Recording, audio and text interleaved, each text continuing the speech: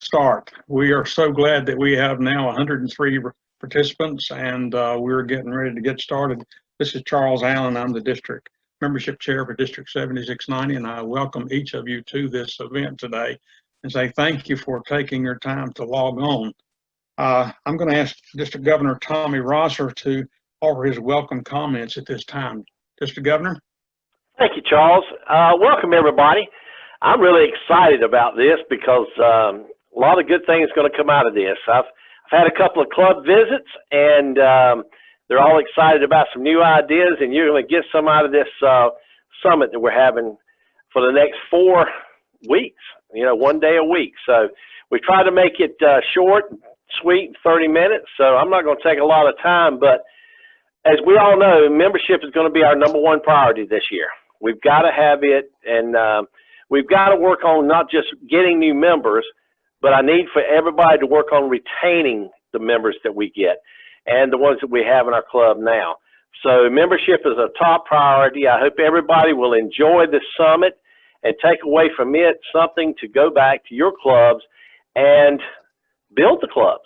I'm really excited. The 2 clubs I've been in so far, I mean, we're looking at probably a net 15 to 20 new members. So I'm really excited about this. So take good notes, enjoy yourself, and Charles and his team will do a wonderful job. Welcome, and I'm excited about this. Welcome to Team 2020 on membership. Thank you, Charles. Thank you, Governor Tommy. We certainly appreciate you offering that welcome and your comments today. First, I'd like to give a brief overview of where we're going to go over these next 4 weeks in terms of looking at our membership summit. Today in session 1, we're going to have, if we get everything hooked together right, past District Governor Mary Berg, who will encourage us in ways to harness opportunities to enhance membership experience, attract new Rotarians, and be more adaptive. Next week, you'll hear on August the 11th at the same time station from a Area 11 membership advocate and immediate past president of the Crescent Rotary Club, Lisa Haslett, who will help us look at and consider ways to adopt membership engagement opportunities. Then on session 3 on August the 18th, Area Governor, Assistant Governor Ron Pierce, Area 11, will be sharing with us ways to embrace membership and looking at retention opportunities in particular. And then in session 4 on August the 25th, past District Governor John Spillman, even though he's from Georgia, will be sharing with us with the opportunities of membership types, club models provided for us by the Council on Legislation by Rotary in 2016 and 19, as well as new innovative club opportunities that are available for each of us today, and as we look at where we're going to go with Rotary for the future. I would remind you at the end of each session, we will email each of you that are in attendance a link for a resource folder that contains the documents needed to help you and your club leadership team formulate a club membership growth plan for your club for this year. And so as we look at where we are today, we're very privileged to have someone who is going to speak to us, Dr. Mary Berg, who is a member of the Rotary Club of Johnstown, Pennsylvania. She served as a district governor in 2008 and 9, same year. She and I were governor same year. A Rotarian since 2002. She's a frequent speaker and trainer in and around the Rotary world. And from 2012 to 2015, she served as a zone coordinator and as such assisted 15 districts in their membership and training options. As a practicing clinical psychologist, she has a vast knowledge of human behavior and motivation. It is for these reasons that we have asked her to speak to us today on the topic of creating membership opportunities in our COVID-19 world. I want to thank Dr. Berg for being with us today. And to set the stage for her comments, we're going to show you a video from Rotary International entitled Anytown. So I'm going to ask Patrick Eakes if he will cue that video up.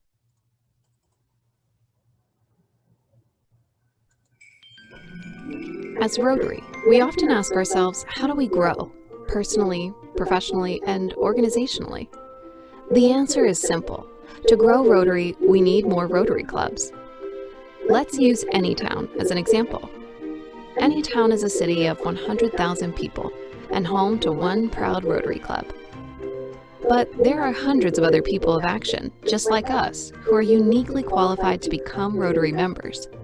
They share the same drive and represent the values and fundamentals of a Rotary member. So why aren't they members? Well, the current club meets on Monday. There are leaders in Anytown who can't meet on a Monday. By excluding this segment, the potential members in Anytown has shrunk. Now consider, what if the meeting is at noon on Monday? There are people who can meet on Monday, but can't meet at noon. So now we have a smaller audience for Rotary in Anytown. Of the remaining group, some aren't interested in a club with a sit-down lunch and speakers. They are passionate about service, but aren't interested in a traditional club experience. And that is okay. The Rotary Club of Anytown isn't doing anything wrong. It just doesn't appeal to particular segments of the community. And if we're going to thrive for years to come, we must adapt and embrace change. In Anytown, we have an opportunity to expand because potential members are everywhere. More than half of the eligible people are prospective Rotary members, waiting to make a bigger impact in their community.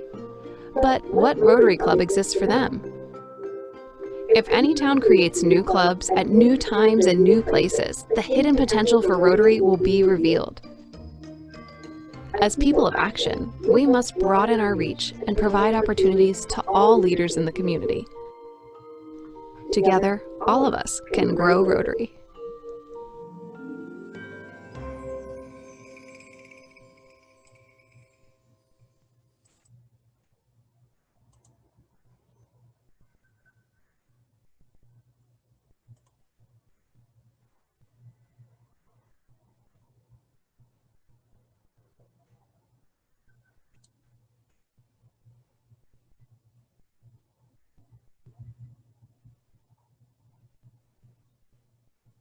Okay, well, I'm unmuted, so I'm going to assume that means I should talk. Can everybody hear me? Charles, give me a thumbs up. John, give me a thumbs up. Tommy, can you hear me? Thank you. Patrick, all right, good. I saw that I got unmuted, so, well, you know me, I'm not going to miss the opportunity to take over the microphone. So, Tommy and Charles, thanks for inviting me. It's my pleasure. I have another Zoom meeting with Patrick, and I want you to know, Patrick, I just logged on thinking I was I was like, why am I the only one here? Getting my Zooms mixed up. So, but I'm ready. And today I really do want to talk about what opportunities we have in this strange new world we're all living in.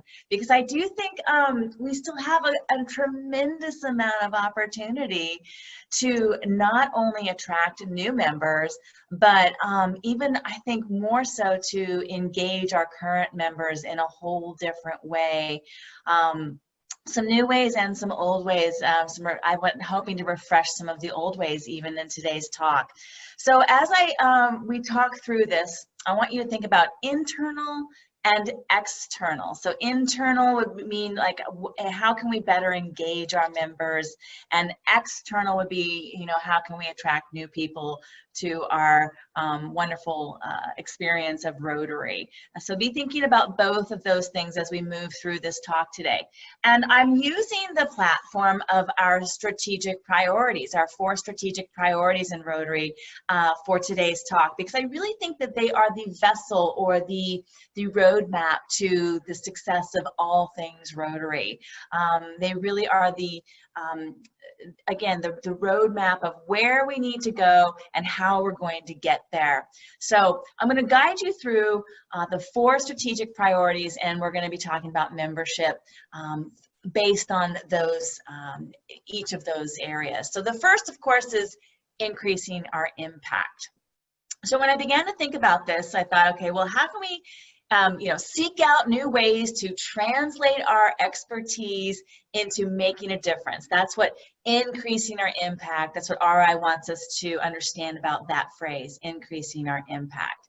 So how do we seek out new ways to translate our expertise as Rotarians so that we're making a difference in the world? And I began to think about how do we do that internally in our club with our members and externally to attract new members. So let's talk about external. So I know in the first couple months of COVID, it was really difficult to even meet for some clubs. I think a lot of clubs just sort of went, put the brakes on, and we all holed up in our houses and, we couldn't even figure out Zoom at first. So everything kind of came to a halt. So I'm wondering, who in your community or neighborhood did you have in the pipeline, let's say in April or March? Who was in your pipeline for potential membership? And did you, once you started meeting again on Zoom, because again, we went from frozen to then, all right, maybe we can do this online thing, to then like, oh, we got this, we're Zooming, and now we're hybriding, okay? We've got like 4 major stages of change in this COVID time. But have you gotten back to surfing your pipeline? I know in my region, there are a lot of clubs that have talked about, well, I was nurturing this person, and I was sort of coaching this person, and I had asked this person to a few meetings before. Have we gotten back on our surfboards? Are we back in the pipeline? Are we inviting those people back in to our hybrid meetings or our Zoom meetings at this time? So I want you to think about who your potential members were before all of this happened. You know what I mean by this? This will be my cue for COVID-19, this. How have you continued to work those relationships? Do you touch base with those people via email, via chat, via Facebook? Are you still sending them your newsletter? Do you still have a newsletter? If you were producing one before, are you still doing so? Are you still kind of trying to include some of those people in your Rotary? So one of the things that I would like to see us do better at this point is to invite and attend our Zoom meetings with those people who are in our pipeline. Now that most areas are sort of in the yellow to the green zones, we're allowed to do small, socially distant activities with each other, perhaps wearing masks or at least staying 6 feet apart. Wouldn't it be easy to invite 1 or 2 of those people over to your office to have lunch or coffee, to talk again, to have a Rotary chat, or to even sit with you while you watched your video Zoom meeting online? It'd be pretty easy, but I don't see a lot of people doing that. I don't see this sort of side-by-side effect of Zooming with people in the same room. So I'd like to offer that up as a way to go back to the pipeline and get people thinking about Rotary again. The nice thing with having someone in the room while you're Zooming on Rotary is afterwards you can sit and talk about Rotary. You can sit and talk about, what is this polio thing that they talked about? What is this 4-way test? It gives you a great opportunity again to work that person into more of a sense of understanding what we stand for. And that's impact, in my opinion. Are we still watching for low-hanging fruit? Because it's still out there. The people that were ripe for picking for members are still ripe for picking for members. Are you still replying to every inquiry or notation about Rotary on your social media or otherwise? Or have you, again, sort of pushed some things aside? These are things I think we need to be thinking about because the people that were ripe for picking are still there. I think COVID got in the way, and we need to sort of push COVID out and say, let's get back to business here. Now, let's think internally about increasing our impact. So how does your club impact your members? Just think broadly. How does my club impact its members? Maybe personally, emotionally, maybe even financially. I know of 2 recent clubs that helped out a member in their club who was financially hit by COVID and unable to make their dues. And I know that there were personal Rotarians who reached out and helped pay their dues. Now, that is one way I would say a club has impacted a member. So, but it might even be, you know, vocationally or just friendship, just socially. How does your club impact its members? It's more than the value proposition, in my opinion. It's the connections that we make with each other that really impact us, that keep us in Rotary, that make me want to stay in Rotary and in my particular club. It's that deep level of connection. Now, I want to take you back to a time when there was no such thing as a computer. We had typewriters. My father had, we had two in our house at all times, two typewriters in our house. My father had his and my mother had hers. There was parchment paper. And my father's legal paper I could sort of see through it. It was neat. It was almost like an onion paper. And I want to introduce you to this. This is a pin. All right. I actually keep these around. They're very useful. And I also like the pencil. But I want you all to think about someone in your club who has not been attending lately because of COVID, either by Zoom or in person. Maybe you've gone back to hybrid and they're just not comfortable coming back. When was the last time that you used a pen to hand write a note to someone? A personal card, a missing you card. I just got one the other day, in fact, and it was a postcard, and I won't say who it's from, but that person's on this meeting. And I read it probably 3 times, and it is still sitting on my desk and will probably remain there for a long time, because what that person said to me had real impact. And because he used one of these, it made even more of an emotional impact on me. So thank you. You know who you are. And I think there's value in that. So I want you all to think about one person in your club that you need to write a letter to, a note to. Think of even a potential member maybe, but let's just talk about, you know, the fact that handwritten items are rare these days. And for me, I treasure them. I also have a letter that was written a couple years ago by a fellow Rotarian, and it's still on my board in my kitchen because of what he said to me and how I had made an impact on him in Rotary. And I probably will never throw it away. So, you know, the same also goes for a phone call, you know. Text and email and Facebooking is great. It's simple, it's quick, it's easy, it's efficient. But I think it's time we get back to some old-fashioned strategies for increasing our impact within our club by calling and talking to people, and and to not have a sales pitch either, just to call to say, hi, how you doing? I noticed you haven't been at the meeting. I just wanted to say hi and tell you I miss you. To send them a note. No ulterior motive, just to say even thank you for being a member, and your membership is valued even though you're not here, and we understand why you're not here, but we value you. So think old-fashioned when you think about internal impact, and think about being a good neighbor, finding out if there's anything more you can do for your members so that you know what impact they need. Okay, next point for the strategic priorities, expanding our reach, okay? So this means building connections and opportunities that will allow other people to share our drive and to do the same thing. So this is something I think we were doing really well prior to COVID-19. I think we were expanding our reach via social media really, really well. And again, first stage of COVID, we froze and all social media sort of stopped when it came to Rotary. And then we became activated again, and we started to understand and pivot a little. And we started to talk about, I think the most frequently Facebook thing I saw was photos of this, exactly what we're doing. Here I am at Rotary on Zoom. Here I am at Rotary on Zoom. Here I am at Rotary on Zoom. So that was sort of the second phase of saying, okay, we know how to do this.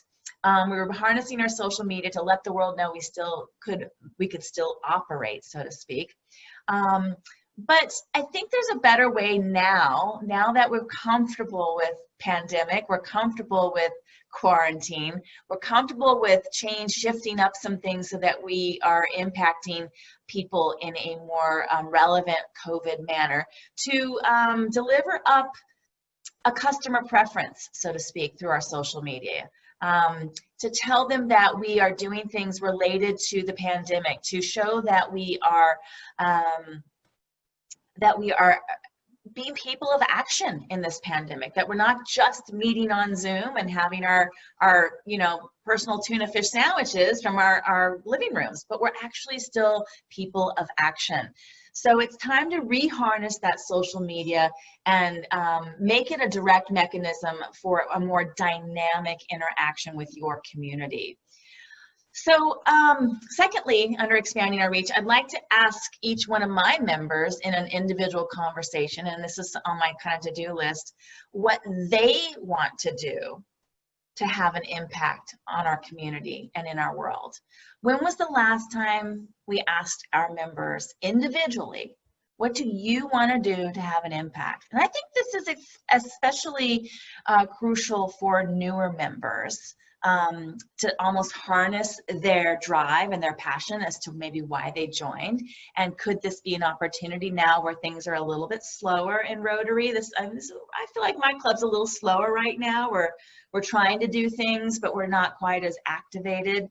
So this might be a good time for me to say to some of my newer members, so what's your passion? What do you want to do? How can I engage you? How do you want to have an impact not only in Johnstown, but in the world? When was the last time we did that? And again, even talking to some of our more seasoned members, when was the last time I asked someone who's been in the club 15 years, so what's your passion these days? How do you want to impact Johnstown?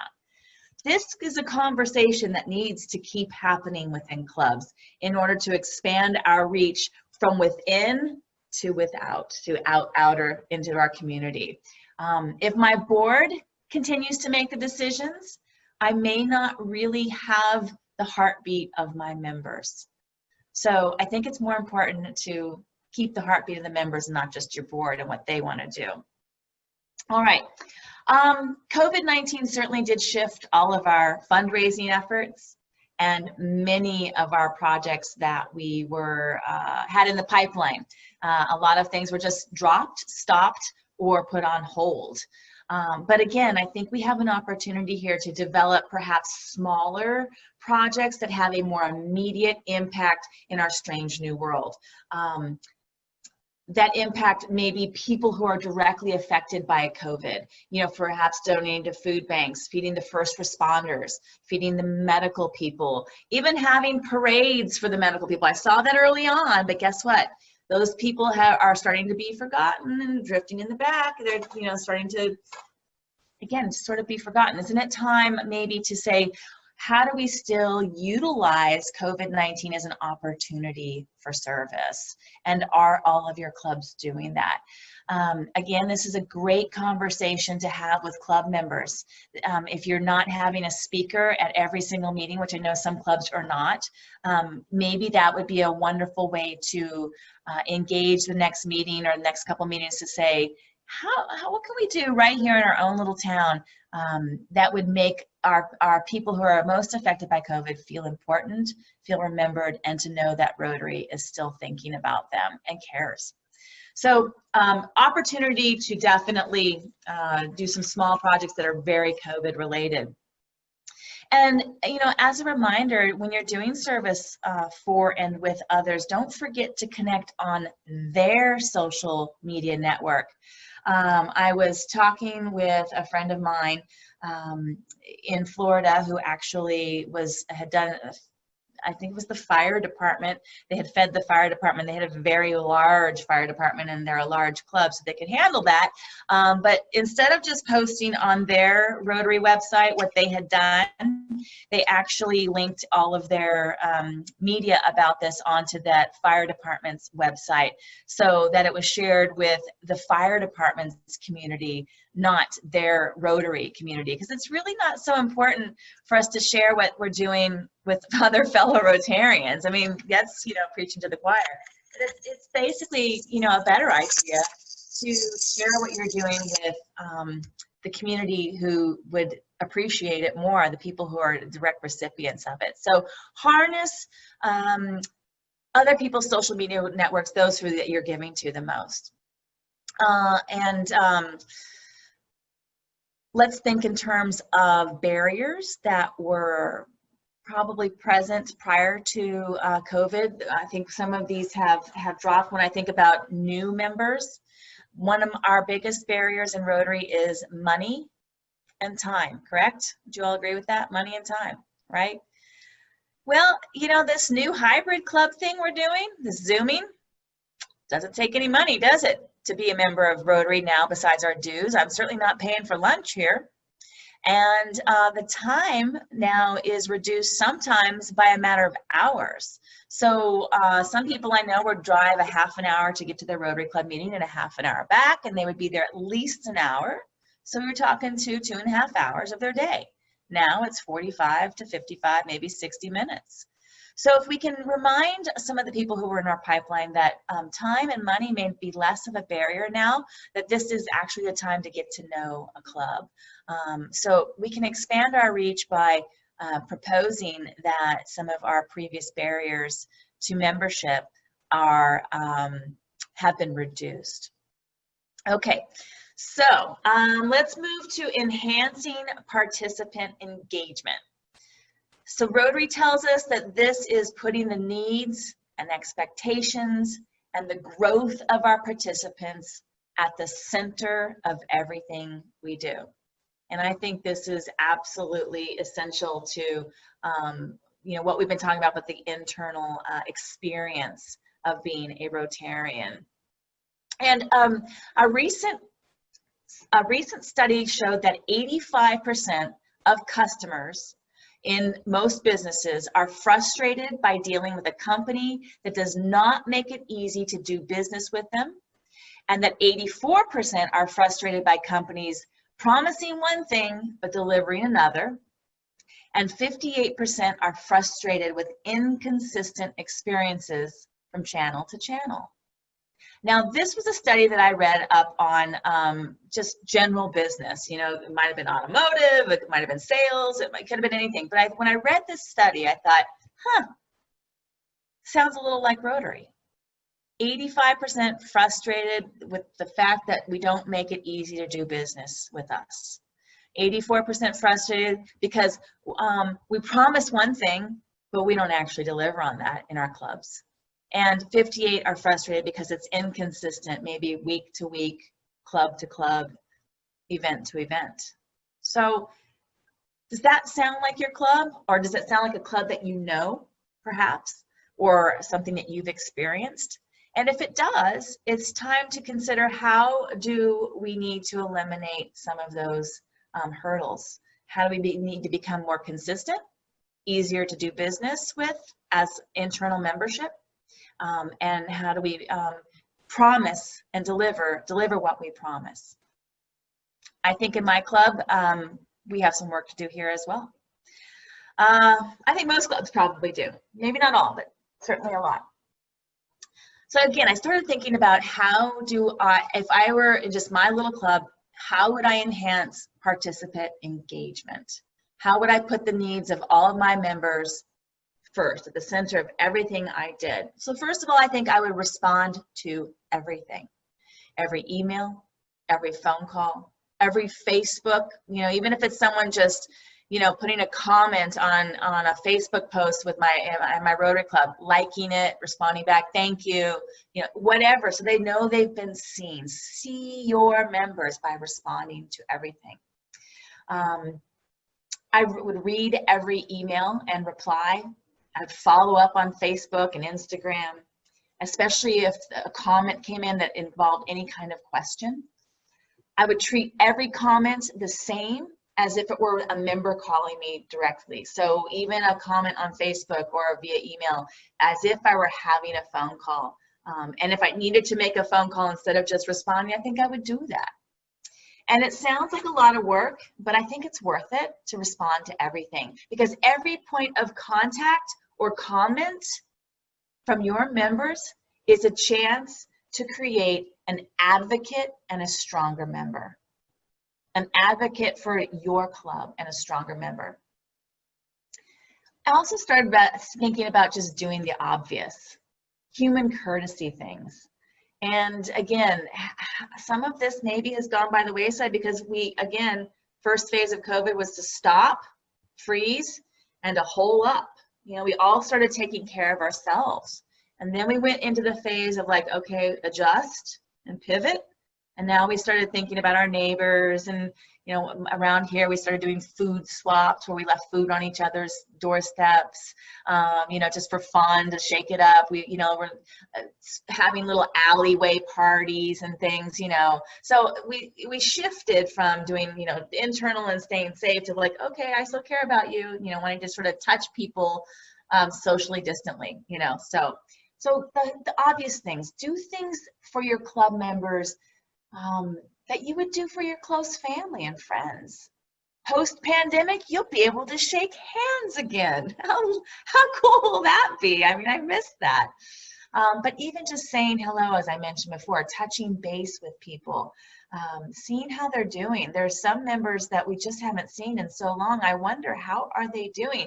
But who is calling them? Who is asking that question? How is not asking that question put them at the center of everything we do in our club? So it's not really just about you know, doing things for the first responders and feeding the hungry and supporting back to school supplies and all that. We need to do for our own people as well. I know it's service above self, but our members are at the heart of everything we do. So go back to the basics, do the obvious, reach out and touch someone, okay? And it bears repeating that it's easy for people to walk away from an organization, and it's easy for people to walk away from a business, but it's really hard to walk away from a person that you're connected to. So I think the deeper the connection and the more of the personal interaction that we have with each other and our organization's leaders, this goes out to all the governors and the chairpersons. The more I can connect with those people in leadership, the harder it is going to be for me to disengage. So think about your own level of engagement and how you can become more accessible. Recognizing your closest friends and holding them dear in life, and surprisingly, this is something we all do, but do we do it with our members? Do we hold them truly dear? Again, I think there's ways to let people know that you hold them dear. And one of the things that I came across in looking at what businesses are doing right now to enhance engagement in their businesses, and I saw several articles call it surprise and delight. And I just love that phrase. I want you to surprise and delight people. Pick a member, let's just say you pick someone once per week and you make their day in some way. And the club president could do this, or the membership chair. You might send a care package to someone as a surprise, something small, maybe even a small treat with a personal handwritten note. A very small investment. Maybe you've got someone in your club like me who likes to bake cookies but doesn't eat them. So I would be happy to bake cookies for people in my club and put them on their doorstep and just surprise and delight them to know that we're thinking about you, we miss you. And businesses are going at this like crazy right now since COVID happened. And it's just a small investment that instills pride. Now, I think we should go a step further with this. And in my club, we've decided to actually go to Russell Hampton and purchase some small things that say Rotary on them, and to surprise and delight some of our members with Rotary paraphernalia. Because when someone has the thing that they're, the coffee mug with the logo, I have glasses and wine glasses and mugs and t-shirts and like all kinds of just swag. When someone has Rotary swag, it truly does give them a greater and deeper level of appreciation for our organization. It makes them feel proud to be a part of this. So it's even better than the basket full of cookies if you can give them something that says Rotary on it. But again, let's try the surprise and delight. Okay, before I go on to the last one, does anybody have questions or comments? Because I'm talking a lot, and I know I have a very short period of time, but I just want to like breathe for a second and see if anybody has any questions. If so, just press your space bar and speak, and then we'll remute you. Outstanding delivery. All right, cool beans. I've got just a few more minutes if no one's got questions. I guess I have a question. This is terrific stuff. Excuse me, but and I think you've identified many important predictors of folks' engagement. But I think there's something rather overwhelming right now, and that is that I think lots of folks are still caught back there and are really disengaged and do want to continue to isolate. So have no interest in engaging in anything but self-preservation. So if you could address that, I'd really appreciate it. Yeah, absolutely. Totally agree. I think half of my club really has not come back to do anything besides isolate, and they're afraid to come to the meeting, and that's okay. In fact, I applaud them for taking care of themselves. Or to do any community service too. Yeah, absolutely. So, right. You know, when I'm giving a lot of talks on just how to stay sane in COVID-19, and one of the things that you can do, somebody asked me, well, how do you engage some of the folks who have to stay isolated, especially older folks who may not have children living with them or a spouse, and they're all alone? How do you engage someone who's really having to isolate themselves? I think one of the things that you can do is to ask them to engage in letter writing campaigns. And again, this goes back to old-fashioned business, but I would ask them to maybe be the birthday person, the anniversary person, the letter writing campaign person in a club, so that they have a new job that is going to require them to do something at least weekly. And you may not just use your own club members for this, but you may think about you know, maybe you have a list of the doctors in your local hospital, and every week you're going to send 5 of them and 5 nurses thank you notes. Maybe you want to send the fire department thank you notes, whatever it is, but they become the letter writer, they become the card greeter, that sort of thing. So they get a new job in Rotary that may be time limited, but that is COVID specific. I think we just have to really think creatively of what can you do when you're all alone and you need something to do. But again, I would also schedule with them, maybe even every 10 days, a Zoom meeting or a phone call, or even you know, I've gone to the people's porches and talked through the windows and things, just to let them know that you still care, that you are still thinking about them and you get it. I think even just that level of connection is going to remind them that their Rotarians care more about them than most of the people in their lives. Right. Okay. Okay. All right. All right. All right. So, and on that note, increasing our ability to adapt. So that's what this is all about. We need to seek fresh opportunities to create more paths to leadership and to open up our conversations to more diverse voices, and simplify how we operate with confidence. Now, and I say with confidence because I know in the beginning, nobody had confidence that A, we were going to get through this. You know, is Rotary, what's going to happen to our meetings? B, can we really do Rotary on Zoom? Oh my gosh, how is that going to work? And C, will we ever come back to some sense of normalcy? And you know what? We are absolutely succeeding at this. I go to club meetings every single day and speak, and I have been to inductions of new members. I see guests at a huge majority of club meetings. So there is if you can think it, we can do it. So I really want to encourage you to think about that this is not a time for failure. This is not a time to just sit back and go, okay, we'll start meeting again when we're totally green and we got a vaccine. No, this is a time to say, this is an opportunity to pivot, and we can do this with confidence. Even if it means half of our members are there, you know what? We'll still go strong. We'll still do what we can, because that's what Rotary does. We don't give up. We are tenacious people, and we care enough to keep going. Now, being able to adapt, I think the Zoom has actually given us amazing opportunity. For instance, I have done almost 100 meetings now, speaking to almost 100 clubs on COVID and staying sane, being that I'm a psychologist.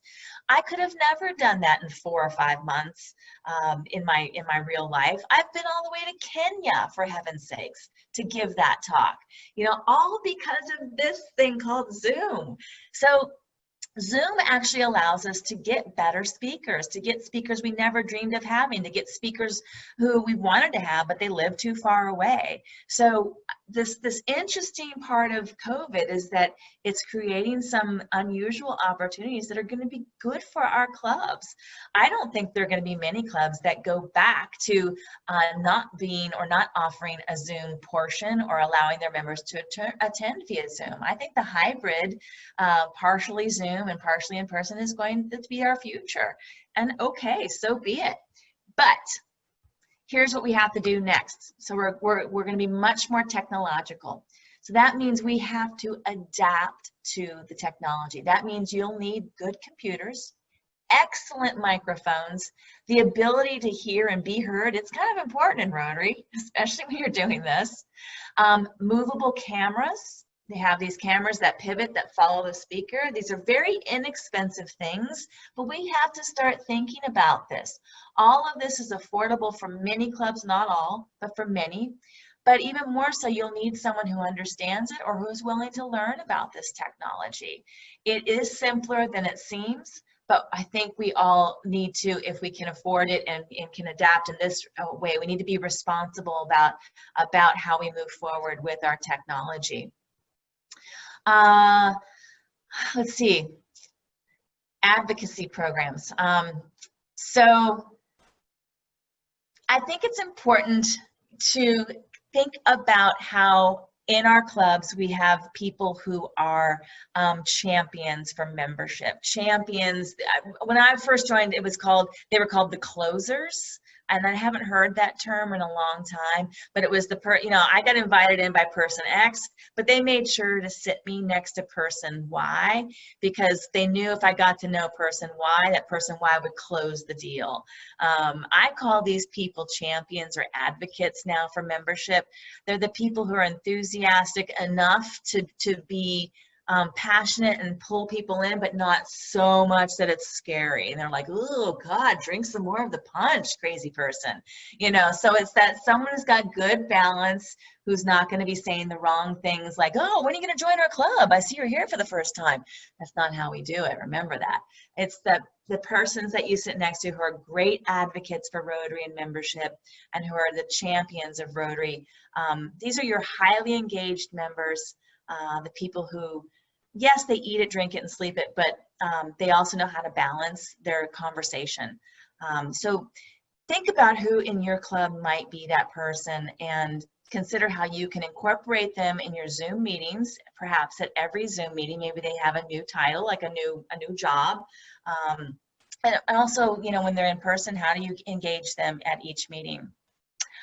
They are even a better term would be defenders of our brand. You know, they're the ones who get it, and there are super users of Rotary. And there are, in the business world, super users are businesses really prized assets. And if you have a super user in your club that isn't really engaged in some way, like with a job, just remind them that they're important to you. I know I use certain products all the time, and every once in a while, sometimes I'll get something in the mail that I didn't order from that company, but it's because I order from them so much that I get like this bonus thing because I'm a super user.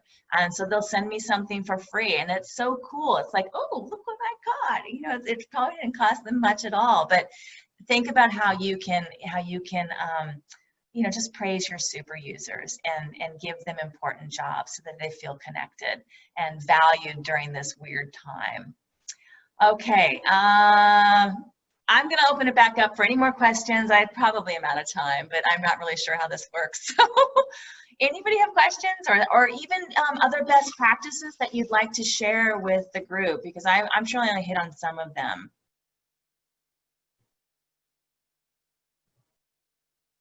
again, best practices for what you're seeing that's working during COVID-19 and pandemic strangeness, things that are working in your club maybe that I Mary? didn't touch on. Hi, this is Dick O'Donnell from the Alamance Club. One of my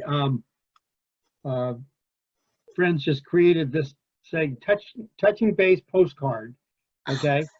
And it's just a simple postcard that says, haven't seen you for a while, whatever, and maybe put the Rotary logo on it or something like that, that just touching base. And it's, 35 cents or something like that. Hold that up again. I want to see it nice and full.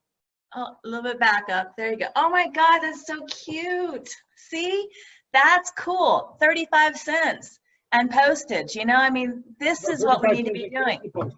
With the postage, okay. 37 cents. So. See, that's a great idea. I mean, there are members that I know we haven't seen in months. They need that postcard. Cool beans.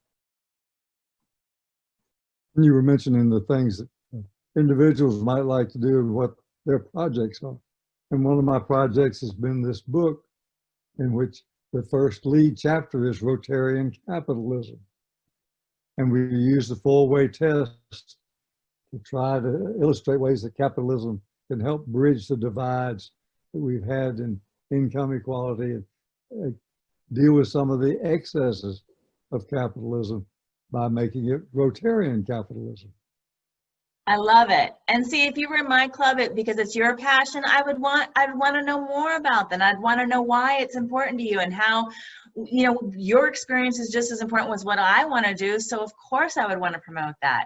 That just makes sense. It's our club, it belongs to all of us. It's not the board's club, it's the members' club. Thank you, One Mary. of the things that I was going to comment on is that you can see the number of people, including myself, have backgrounds, virtual backgrounds for Rotary. Mine's a People of Action photo of the Rotary Club of Alamance walking trail. We moved here just recently from Montana, but our daughter lived here, so I would frequently come out and visit her, and I'd walk my dog in that park and see that sign frequently. So that was one of the first things I did when we moved here, was take a picture of the sign and make a People of Action photo. So the reason I'm mentioning this is membership recruitment. That virtual background is on my screen when I'm not on a Rotary Zoom, but on a business Zoom meeting. So think about that, or maybe just a Rotary paraphernalia in the background. Let's see, a couple of banners and things like that. So get people to, oh, you're for a Rotarian. What can you tell me about it? And then the important thing is to have your elevator speech. Yeah. So you have just a few minutes to engage them. And what I like to say is that it joins leaders to share ideas to take action. So that's the elevator speech. It's a perfect one, isn't it? I'm glad Rotary thought that one up. The pen, I got my blazer off now because my house is hot as heck, but I always have my pen on every day, no matter what. I love the idea of the transform background. That's a lovely idea, and I'm going to create that. This is what I'm talking about when I said, never miss an opportunity to talk about Rotary or to share your Rotary experience with anyone. These are all opportunities all day long now that we're online all day long.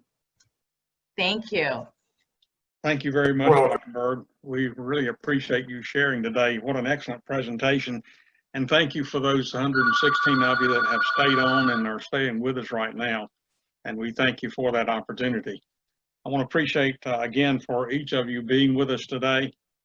Please remember that you will get a new registration link for session 2 coming out to you tomorrow, and be on the lookout for that. So if you haven't registered already, please do that. But if you have registered, thank you.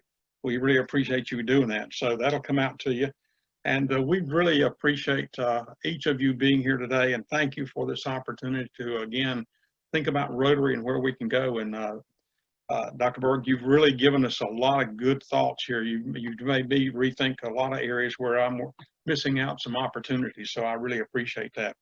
But we do look forward to seeing each of you next week. Thank you for your attendance, and we want to respect your time. We were a little over, but hey, these have been great ideas, and I hope you'll take them all back and make them your ideas, and let's put them all together and make Rotary a new Rotary as we go forward in this new virtual world that we'll continue to increase Rotary, not just maintain.